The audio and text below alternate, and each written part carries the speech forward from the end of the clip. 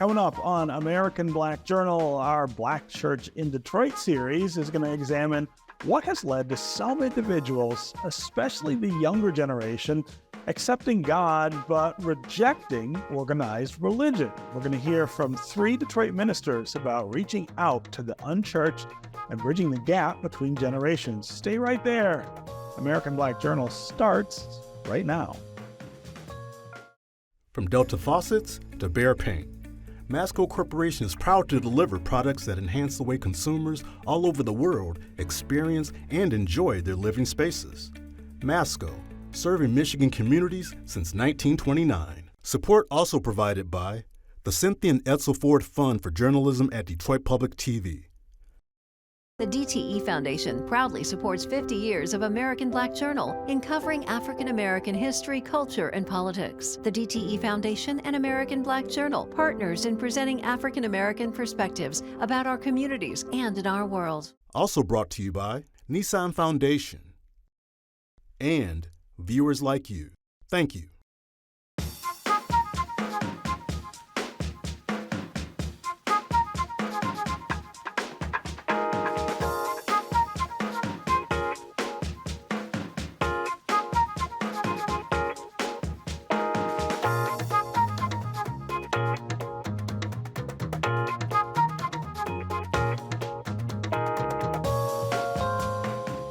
Welcome to American Black Journal. I'm your host, Stephen Henderson. Today we're continuing our series on the Black Church in Detroit, which is produced in partnership with the Ecumenical Theological Seminary and the Charles H. Wright Museum of African American History. Recently, as part of this series, we examined how some young African Americans are identifying as spiritual rather than religious. Some of them say it's because they've experienced church hurt, or they don't want to follow a specific set of organized beliefs and practices. We spoke with young faith leaders on that show, and today we want to continue that discussion from a different generational perspective. Here's my conversation with Reverend Larry Simmons of Baber Memorial AME Church, Pastor Samuel Thomas of City Covenant Church, and Reverend Torian Bridges from Commonwealth of Faith Church. Okay, Reverend Larry Simmons, Pastor Samuel Thomas, and Reverend Torian Bridges, welcome to American Black Journal. Thank you. Thank you. Yeah. Great to be here. Good to be here, yeah.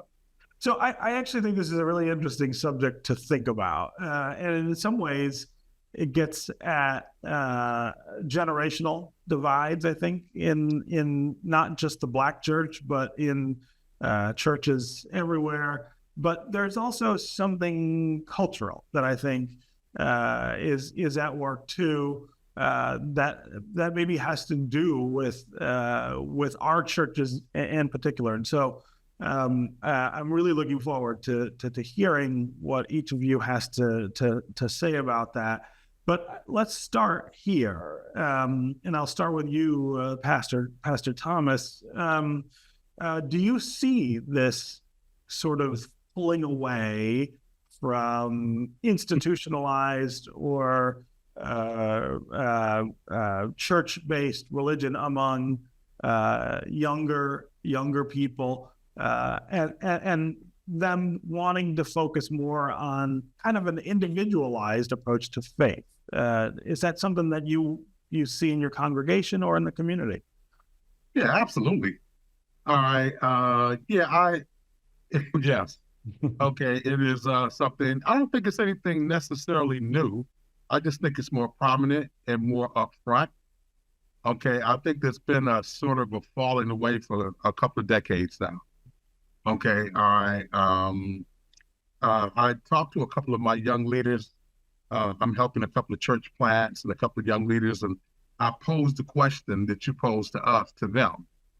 All right. And the whole aspect of spiritual is, it gives them more of a concept of freedom.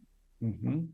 All right. And so one of the things that I noticed in my community, especially, is that people were taking the little Islam. You know, you hear people talk about karma, you know, taking Hindu, taking different stuff and kind of making their own thing. And so one of my leaders, Micah Williams, is planting a church in Midtown. And he said that it's the freedom thing, and it's also a response to the generation before. So it's them looking at us and looking at, standard religion, all right, and the dogma and the rules and, all of these things, all right. And frankly, us not doing a good job of communicating the freedom that's in Christ. Yeah. Okay. Wow. All right. Okay. And so he said it's more of a response. You hear young people saying today, I'm not doing church, I'm doing kingdom. Okay. All right. So you see that you hear these kind of things. So, okay. When actually the kingdom is the church. Right. I was going to say, that is church. I find that fascinating. And part of what I think I'm struggling with is, for us, for African Americans, the church is not just about religion. It is also about our culture, and it is the way that our culture has survived for so long in this country. And it is one of those kind of bedrock institutions that we stick to, not just because of religious belief, but because of cultural necessity. And I guess I don't see that as being any less today than it was 50 years ago or 100 years ago, the need for that. And so I understand the pushback against rules or structure or things like that, but I don't get the pulling away from the culture itself. Pastor Thomas, again, I want to get you to just address that part of it. So I think that comes down to trust.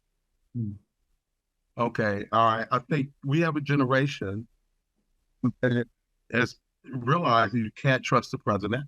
You can't trust the mayor. You can't trust the police. And yes, you can't trust the church. Wow. And I think it comes down to a response. It's not, we're one part of what they're looking at from a holistic standpoint. Yeah. We used to be that trusted part.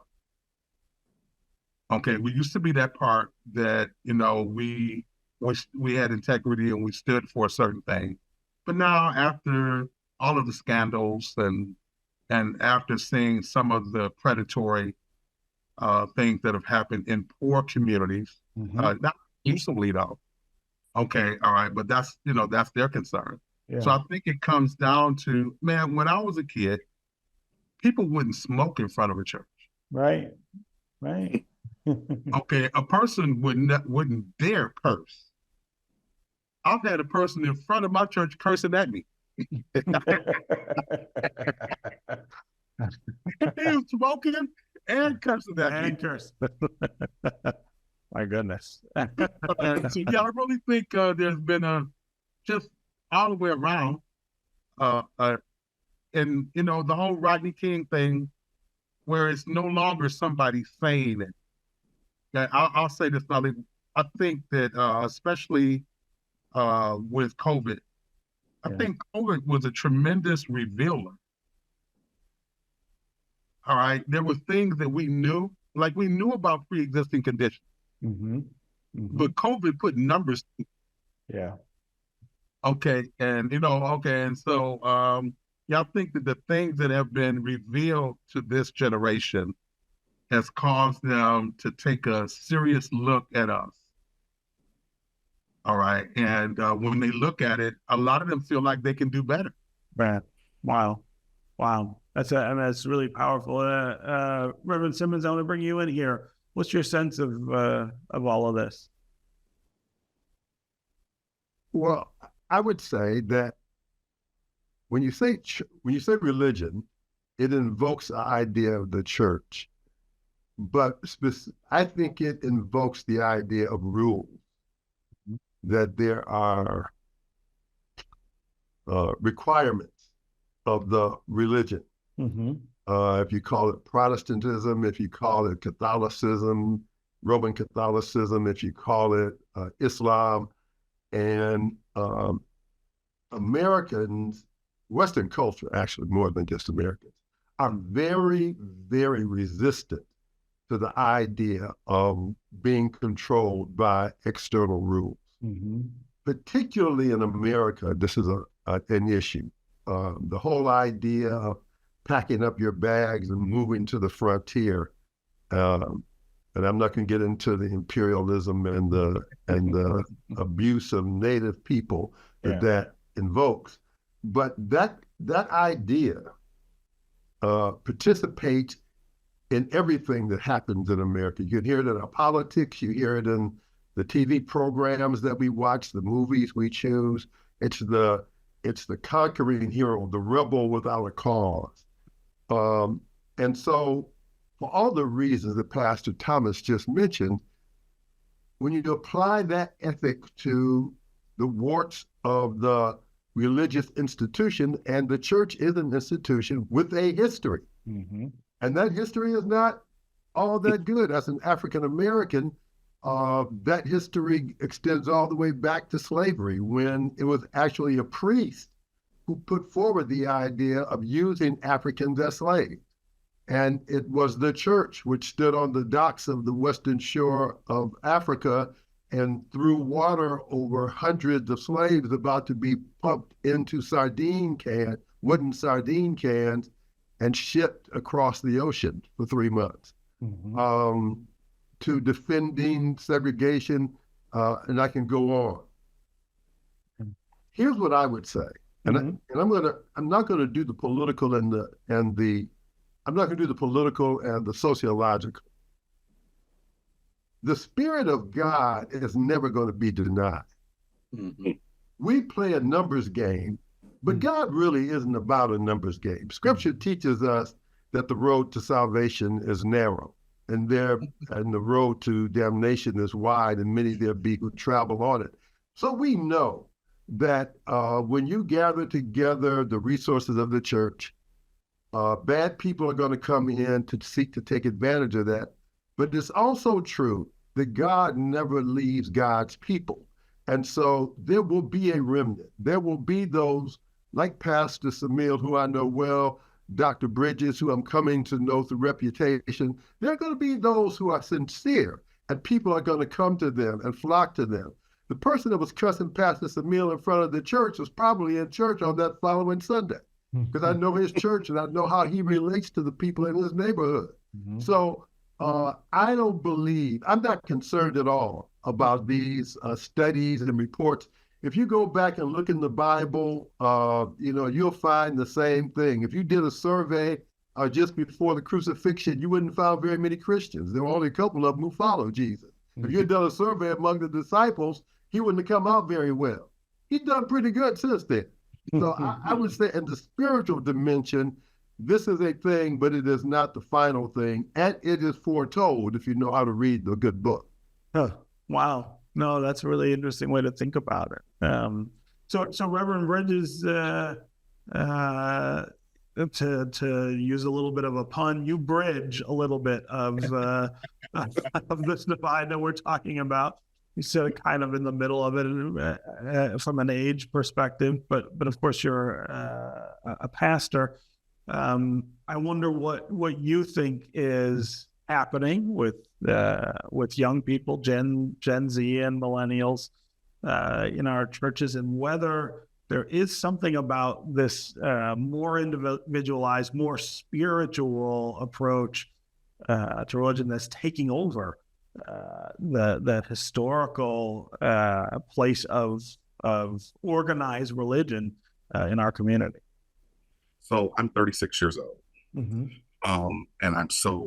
I am married 12 years. We've owned 3 homes, house burned down, wife had cancer, everything, right? But to some elders, I am still a kid. So yeah, right. And I think that's the problem with what my generation and others after me believe. Like, we're no longer kids, right? You at this point can't kid me anymore. Like I actually pay taxes, I pay tithes, and my voice matters. And if my voice doesn't matter, then I'm going to go somewhere where it does. And if it and the problem is, number one, I feel like we think that we have more time. We don't have more time. My very best friend was the second COVID death in Michigan, died at 32 years old. Okay. Wow. We think we have more time. Yeah. And we're running up, say, against this reality that we don't have time, while we are also shunning the actual community that raised and reared us. We're talking about people that say opt out of Thanksgiving dinner so that they can go travel, because they feel more of a communal sense with. I mean, there was a whole show called Friends, right? And it focused around the friends. They didn't show it. I mean, every so often did you see Ross's mom or somebody, but it focused on the friends, because in that community you were safe, you were loved, you were lifted up. And the problem is, historically, we've not been safe, we've not been loved, we've not been lifted up. Like I think it was Pastor Actual Simmons says, there is a remnant of young people like me who was loved and lifted sometimes by the actual church. And we've gone to plant churches or say be called to be actually called to be pastors at other churches.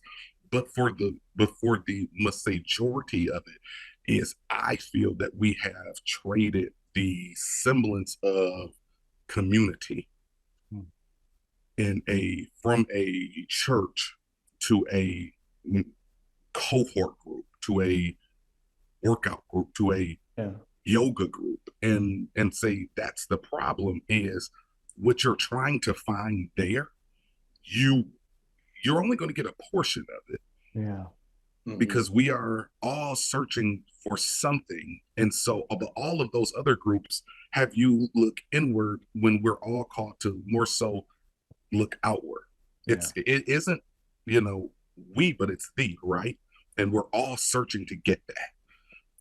But first, the church has to get that community piece to realize that, hey, Torian's no longer an actual kid anymore. You actually can't sit him down over there and just say, give us your ties, boy, sit down. You know what I mean? Like, that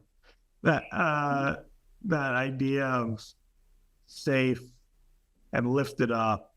I can't remember what the third word was that you used there. That seems to me to be the path, right? That's the path back for so many of these folks is to make sure that that people can feel that and feel it in a legitimate way. I think, there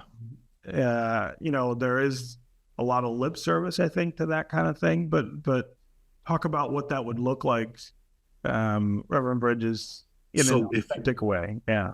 So if you look at historically what the Black church was to Black people, it was a institution that came alongside people where they were. And I'm not talking about like small, I'm talking about churches that were really great and really grew because they had all of these organizations within it, right? That took care of the kids, fed the kids, taught you how to sew, taught you how to do, like, you did life with these people. Primarily, when you look at the 50s, 60s, be like, because you absolutely had to, and then it became this microcosm of the have and the have-nots. You know what I'm like? You went to this church, and if you went to those kinds of churches, you got to, stand up straight. I am a member of such and such kind of church. Even though it's built on the absolute backs of getting to know those people, loving them, and lifting them from bus services to now they're all driving Buicks or Cadillacs. And there's this walk that you have to take with people in between that, from here to here. And I just think that we're at the end. There's this book I read. I want to say it was by Jeff Say Bezos, and it says every organization has its life cycle. And I think we're at the start of a great say awakening within the Black church again, because you have to walk with these people. Like, I pastorally have to walk with my members. I have to live with them. I have to serve with them. I have to lift them, and I have to love them. And if you don't understand that, you're missing a whole sect of people that you've not loved, lifted, served, leaned into, and all of that. You may be that for their mom. You may be there for their say grandparent, but are you that for them? Are you that because all of these organizations are. So we've only got about 5 minutes left, but Reverend Simmons and Reverend Thomas, I want to have you respond to what he's talking about. What does that look like? How do you do that? Reverend Simmons, you go first. Let me say very quickly. The reason I'm a fierce, devoted student of the history of the church. But the reason I've elected to make this a spiritual case is that I believe there are a lot of vultures and ravening wolves who have on collars and church clothes. That's not me talking. That's the Bible talking. And what we have, my contention is that we as a church, as a Christian church, are commanded to love. Jesus spent very little time, actually I don't think he spent any time, critiquing the religions which surrounded him in Mesopotamia. He spent time talking about what his believers should do, and most of the New Testament is not written to the world, it's written to the church. The thing that it's talking about, the abuses that Paul is speaking of, is not to the world in general, it's to the church. And so if we love in the way that Jesus taught us in Matthew 25 and in John 15, 16, 17, if we love like that, the church will grow. I think Pastor Hughes has it exactly right. Bridges, excuse me. It has it exactly right. If we love, people will come. How did the church grow? Read Acts chapter 3. They loved on each other. And people saw it and flocked to it. Reverend Thomas, go ahead. I mean, the indictment is true. All right. We haven't done it. We're a good player on a bad team. Okay. And so what tends to happen is a good player on a bad team starts to think that he or she is a superstar. Well, actually, they're just a good player. All right. But when you compare us to the other things that they're going to, all right, there was no worry about hypocrisy with the dope man. The weed man saying my weed is the bomb, and then you buy it, and it's Mexican weed, it's dirt weed. They still came back. Okay. And so I like what Larry said about, just looking historically, there was the Enlightenment period. There have always been periods where people have challenged the church. I think, Stephen, the biggest issue that I saw that you and Pastor Bridges are saying is really about us. Okay, all right, African Americans. And I think, and I'm going to get in trouble for saying it, I just think we just always had this special relationship. All right, it's just like we just always had this relationship where we realized how we got them. Right. All right, and so I think we have to, historically, the baby boomers, we have to do what my brother said. We have to empower. We have to be willing to get out of the way. All right. We don't pass a guy that's taking us out the way. I'll leave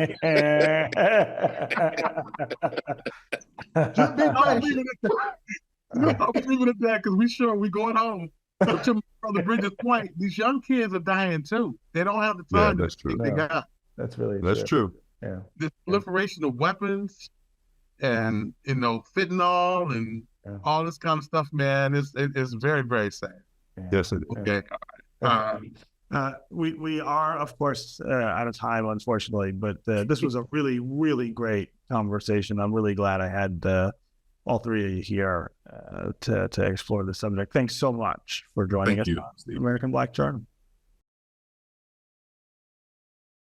That'll do it for us this week. You can find out more about our guests at AmericanBlackJournal.org, and you can connect with us anytime on social media. Take care, and we'll see you next time.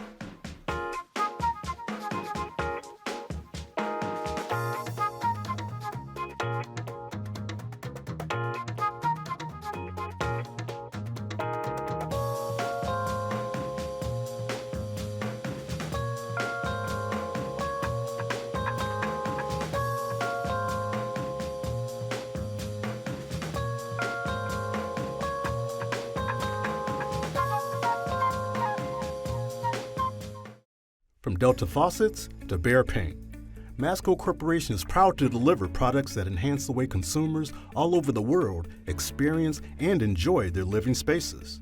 Masco, serving Michigan communities since 1929. Support also provided by the Cynthia and Edsel Ford Fund for Journalism at Detroit Public TV. The DTE Foundation proudly supports 50 years of American Black Journal in covering African American history, culture, and politics. The DTE Foundation and American Black Journal partners in presenting African American perspectives about our communities and in our world. Also brought to you by Nissan Foundation and viewers like you. Thank you.